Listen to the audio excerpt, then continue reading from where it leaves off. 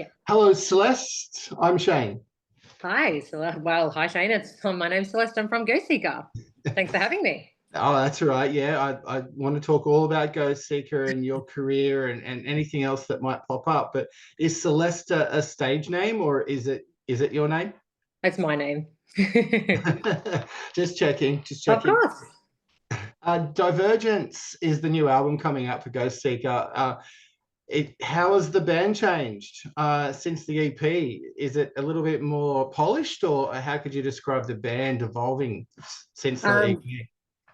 Yeah, no, definitely. I find that we're always trying to evolve our sound as time goes on, as any band does.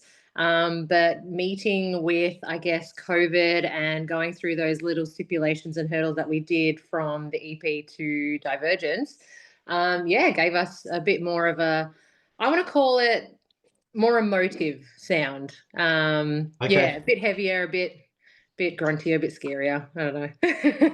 Scarier. Yeah. I didn't think it'd get much more scarier. We've got it in store. Yeah, definitely. Was it a collaboration to come up with a title of the album, or did someone have it in mind?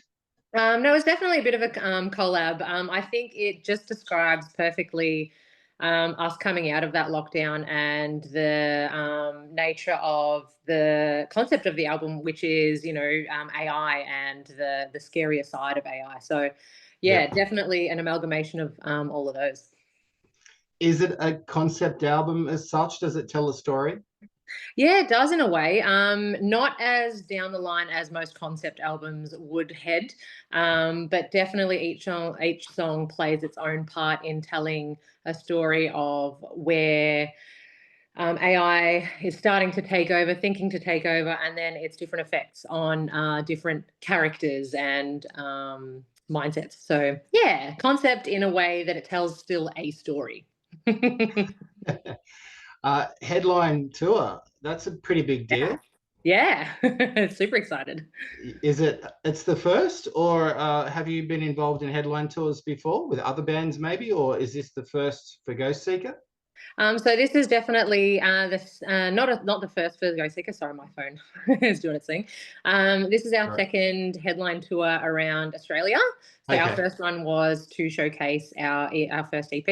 Yeah. And this is our second. So this is nice and exciting, coming to visit some of the venues that we did last time, and I think some new ones. But look, this is all new personally to me because this is my first tour. So second time round. Yeah, well, yeah, my mistake, because I thought there's been such a gap between the EP and now this album. I thought this might have been the first headline, but yeah, it's great to see that you're part of it. Are you excited? Are you going to pack your bag too much? Definitely. Or not, absolutely. Not are you a too bit much of both. packer? Oh, a bit of both. Yeah. Just make sure you take shoes and some t-shirts. Good idea. You'll be all right. What about I would say the venues? You said, some of the venues will be new venues, some that maybe have been played before. Have you personally got a venue that you've played at that you'll never forget the show from? You know what? I'm not too sure, because like they all were either really great or just really memorable, in the sense that, you go out there, you get really scared, and then everybody's naked in the audience, So yeah. So no, nothing stands out to mind just yet. No, but there's still time. You can be honest. They all probably all blend into one after a while. They do. Yeah. In the nicest way possible, of course. Yeah, of course. Yeah. Do you need a certain amount of patience to be in a band? Like, it can't all be rosy. So do you need patience? Have you got patience? I like to think I do at the best of times, but I'm in a band full of boys. So yes, you have to have a certain level of acceptance, I'll call it. That's part of the fun, though. Absolutely. Yeah, traveling around. Expect the unexpected, maybe, behind the scenes. Yeah, definitely. For you, what's the best part of singing? Is it being in control of a audience, or hitting those high notes when you're in the studio? What is it about a singer that just gets you up in the morning? To be honest, just feeling the music and being able to share. I know it sounds really cliche to say that, but from where I came from a pop punk band back in the day, straight to the evolution of Ghost Seeker and then what we are today, Yeah. it's great to be able to really showcase I want to say the real me, but like the more mature, the older version that I've become, and showing that on stage every time I get the opportunity. It's great. I think that's what really gets me up and excited about sharing that. Yeah. Well, you sort of touched on it on my next question is you said you came from a pop punk band. When you were a kid or a teen, was that obviously you were going to be a singer, or was there another career path that, you know, you nearly went to? No, I think music's always been a big part of me. I've always been some sort of creative. When we were in, so me and my partner Tim, who's the guitarist in Go Seeker currently, we were in a band called Letters to Amara, and that was when we were maybe mid 20s, early Yeah. 20s, and yeah, coming from that, yeah, it's a big change. So would you ever consider doing something solo, or maybe going back to that pop sort of sound, just doing something completely different for fun? Um, yeah, maybe down the track. I mean, look, I was in that band for a fair few years. So Yeah. every fun aspect that I had and wanted to portray really came out in that band over those I think it was like 4 or 5 years. So my roots are metal and they are quite heavy, and the bands that I grew up with like Evanescence, Epica, Within Temptation, and all those really great female fronted bands, Yeah. they really shaped me into who I am now. So I can't quite say if I'll ever go back to pop punk. It was a fun time, loved it. But given what I was growing up with, I think that's what's really giving me a better pathway so far. So who knows? Did you meet Tim through that previous band, or had you known him from before? Actually, it was, yeah, through starting writing the band with my cousin. So Yeah. he Yeah. wanted to have me along and try out to try a new project and something fun, something cool. And Tim was there at the time and thought, hey, why don't I join along? And the rest is history with Letters to Amara there. So yeah, that's how I met him. Yeah. I'm a bit of a hopeless romantic. I love a good ballad. Uh, have you ever been in a romantic situation? Like, has he done something really purely romantic for you that, you know, you can write a song about or sing about maybe, or is it just between you two? No, you know what? I should, and I feel like it's just an ode to our relationship because he's, Yeah. proposed to me at a really lovely spot, the lighthouse in Sydney, and Yeah. and we've got a little one together and stuff. So I feel like there's probably a lot of moments that I should add into song, but I feel like a lot of them do sit back with just him and I. So one day you might hear a lyric here or two and go, oh, hang on a second. I think I know where that came from. Oh, Yeah. that's nice. That's good to know. What about your fashion and your style? Has that changed as well? Were you the same were you a goth kid, or what were you like when you were growing up? And now, has that influenced what you're wearing on stage and that now? Definitely, absolutely. So growing up, I loved rockabilly and the goth nature, and I was never an emo kid. I unfortunately can say that, but Right. I was always the goth kid. So, with my like I said, my operatic metal female fronted bands. Yeah. Um, so that's really come through in a lot of the style that you see on stage with Go Seeker at the moment as well. Because in our pop punk band, there was never room for that. It probably looked a little out of place. So, having evolved and remembering all of the cool goth stuff that I was a part of and what shaped me, as it's a nice breath of fresh air for my own little personality to come through these days. Yeah. When on stage, is it all about pizzazz and how you look, or is it about comfort? Look, we're going to say it's a little bit of both because Yeah. as much as I'd love to wear killer heels and make them look absolutely amazing, I'm a klutz at the best of moments. So comfort will have to play its little role there. Otherwise, I'll end up flat in my face. So bit of comfort, but also at the same time trying to make sure that it really portrays what I want to be showing on stage through, yeah, that gothy kind of scary nature as well. So bit of both, bit of both. Are you sort of the calmness of the band when you're singing? Because there's a lot of yelling and screaming as there is in this genre, and Yeah. you're sort of, you bring it down a little bit, but you get up pretty high as well. Do you ever think you're going to like equal the boys and start screaming?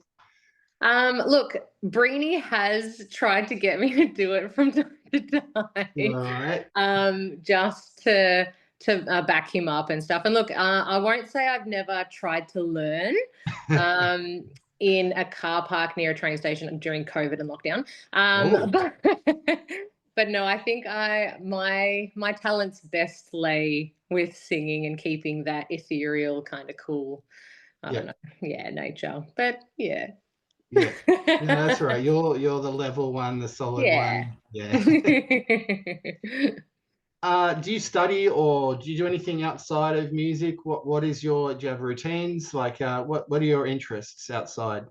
So I actually am a bit of a gym fella. I say gym goer. I'm a bodybuilder outside of all of this. So I was involved in studying for dietetics and nutrition and all that sort of stuff.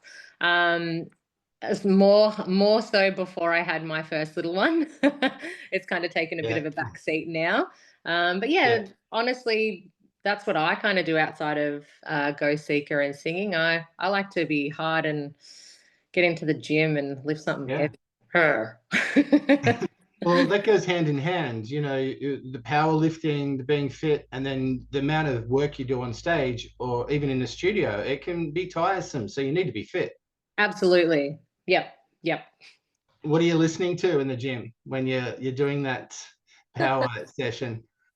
Don't laugh, but sometimes it is our album because well, it's like some actors won't watch their own movies, and then some love watching their own movies, so that's fine. Well, it's I try, like, I take myself out of it a fair bit because Breenie's heavy vocals are just what you need sometimes to really get you in that mindset. So I'm gonna blow some smoke up Mr. Breenie's little backside here and say I love to hear his screams behind me. But I've got like a little playlist that I have that have, you know, stuff like Falling in Reverse and, you know, what else do I have on there? Oh gosh, Bring Me the Horizon, you know, just like the usual really screamy, heavy kind of, and a lot of Spirit Box as well. Courtney definitely makes her way into my ear holes when we're lifting. We have similar tastes. What you just said then, those bands are really good. Like, they're powerful stuff. Yeah, love it. And the stage presence when they bring, yes.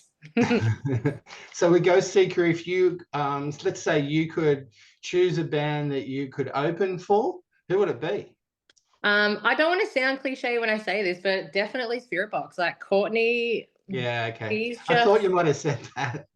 Yeah, I mean, look, what female-fronted singer doesn't these days? She's just like the epitome of strength and just her stage, like I said, the stage presence is just next to none. But if I had to put a secondary band in there, it'd be the ones I grew up with. So Epica and Within Temptation. I know Within Temptation just left Knotfest from Australia. Would have loved to have just joined one of their side shows or something. Gosh, that would have been cool. Good. It's funnily enough when she walked out on stage with her mask on, I was like, oh my god, that's kind of like the mask I wear in Wake Up. So that would have been kind of cool. So we'll ode to those bands as well because they're definitely in my roots. What do you think of the Australian metal scene, thrash scene in general? Do you think it's thriving? Do you think you get enough opportunities to play, or do you have to find, you know, overseas where you get more gigs? Look, for us personally, we do find a little bit, but I feel like there's way more opportunity overseas. And I think that's why when we signed with our label, Yeah. We were so much happier to find those bigger doors, because there are more festivals, there are more people who want to go see shows and show up to shows. Sometimes it can get really hard down here, whether it be to find a show or not, but just to get people out again. And post-COVID, like, we thought a lot more people would be dying to go, and I still think there's still a slip through. But I mean, look, given our status with, you know, financial difficulties and everything and all that sort of stuff going on, I mean, I don't blame anyone. No, for sure. Yeah, but definitely opportunity-wise and stuff, Europe. Like, I think we're a European band. I think that just goes without saying. Definitely, yeah. I'm all for supporting Australian bands and music and venues and that, but it can be hard, tricky to get crowds, and there's not a lot of festivals. So many festivals are getting cancelled now. Correct, and it's sad because we used to be so rich with all of those like great festivals like Soundwave and all that sort of stuff, and now we're just losing them one by one. They're slowly popping up, but I don't think on the same scale that we want them anymore, right? Yeah, it's sad. You never know. It might be like vinyl records and cassettes. I mean, they've come back. They have, yes. maybe those 3-day tours, those 3-day, festivals might come back. You never know. My fingers are crossed. We'll be the first to line up for those ones. Now, music videos are pretty great to watch, but are they fun to do? Like, how do you like doing the music videos as much as you like being on stage, or is it a little bit of a catch-22? Good question. It depends. So sometimes when we have a concept that we want to portray and it gets harder and harder to put that into a video, it does get difficult. So sometimes the tensions may rise, the timing and the days get long, and it does kind of draw. And then obviously the explosion of coming on stage with that adrenaline pumping and having to just smash everything out in that 45 minutes or so. Like, it's almost like it's two different ball games. So it's hard to really say which one is better than the other, though. But but look, we are trying our best to pump out as many as we can, with the opportunities that we have. And I mean, with the way that they come out, we're pretty happy with them. So we'll say, we're happy to do them when they come out. But when they're hard to put together, then let's get back on stage. Yeah, I could only imagine, because there's a budget and there's a time, your time management and stuff to get it right. It wouldn't be easy, and everyone would be starting to, get frustrated and it'll be a tough exercise to make a good video clip. Correct. Exactly right. Speaking of which, have you ever thought about doing any acting, or have you ever done any acting? I haven't, but I was a little drama kid back in high school, but it could be cool to do one day, I reckon. If anybody wants me in like a side film or something, let me know. But Brini and I love acting on stage, so I dare say we'd be up for it. Celeste, is this an exclusive? You were a theatre kid? I was. Wow. So, I mean, what about rock operas or musicals? Would that be of interest? Hell yeah, because I've got a fair few favorites under my belt that I would love to be a part of, and I have to say Wicked is one of my favorites, and Love Never Dies and Phantom of the Opera are like up there for me. So if anyone wants to make a rock opera or have me along for like a lead for somewhere, I'll make time. Well, of course, I love Rocky Horror. Phantom of the Paradise. That's really good. Repo, the genetic opera. That is a fantastic one as well. But I could see you doing it. Maybe that's an alternative rather than a solo album. Write something, or let's maybe help sort of crank up a live show. I think this would be great. You're putting a lot of ideas in my head now, so I've got a good pathway to go up. You're welcome. Just remember me when the royalties. Will do. just kidding. Okay, to wrap it up, 3 quick questions. Can you surf? No. What do you cook? Can you cook? Absolutely, love to. I made a killer specialty. lasagna. I make a killer lasagna. And we were sort of talking about movies a little bit. Have you got a favorite movie or an actor that you like? Do you watch many movies? Sometimes, but I'm gonna be really embarrassing now and expose me and my partner. We're deep into The Office at the moment, and this is probably like the 100th time we've watched the series. So, Did you watch The Australian Office?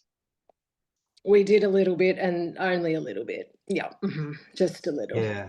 I hate to say it, I tried to like it, but it was really a tough watch. I couldn't get through it. I couldn't get through it.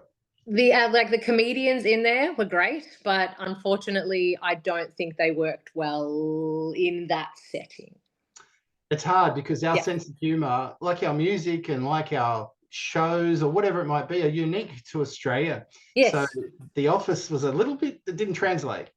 No, I don't think so. I think that's why the English one, the American one, for some reason was just so great. The English spin-off, look, I didn't watch too much of it, but Ricky Gervais is like, great in his own right. But I still definitely favoured Steve Carell, so the awkward man and lovely man that is.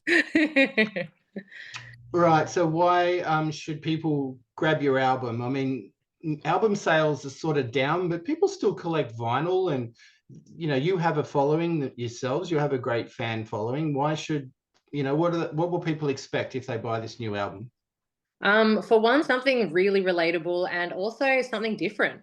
Every time we've heard people listen to our songs from like reviews and whatnot, have told us that they've gone on these different journeys of different genres, and it's just something to just surprise you. If you feel really angry and scared and hurt in one song, I'm sure you'll be happy and just like feeling great about yourself in another. And that's what we want to take everybody on. So if you want that, if you want a bit of everything, and you also want to see or hear Breenie and myself just like intertwine our like cool, weird, vocals, you need to grab it. I mean, I don't think there's many bands that do it like we do. So if you want to hear something different, come our way. Well, I've had one advanced listen, and I broke out in a sweat just listening to it. I mean, I did have it cranked. I had it cranked up to like 11 at Spinal Tap. Good. But I liked it. I want to listen to it again, but it was pretty hectic. I'll say the H word. It was pretty hectic. I haven't heard that in a while. Yeah, I'm still in the 90s. I love it. Please stay there. I'm all for it.